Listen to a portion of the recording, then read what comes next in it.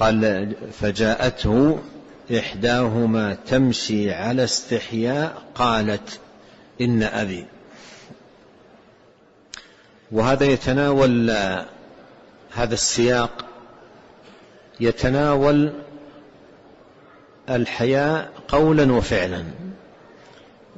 جاءت تمشي على استحياء، جاءت تمشي على استحياء، أيضا على استحياء قالت، على استحياء قالت.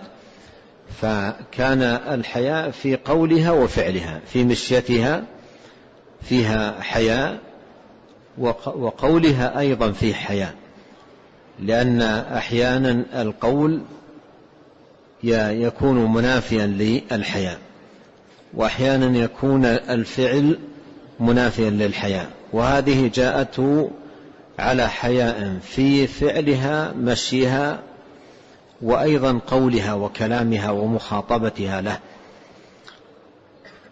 والحياء هو زينة المرأة، زينة المرأة وجمالها. المرأة إذا نزعت أو نزع منها الحياء ذهب الجمال.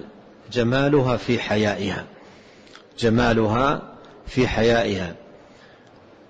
وحياؤها كلما قوي فيها دفعها إلى خيرات عظيمة وفضائل كريمة، وحال بينها وبين الشرور ورذائل عظيمة. ولا تزال المرأة بخير ما دامت متصفة بالحياء متحلية به.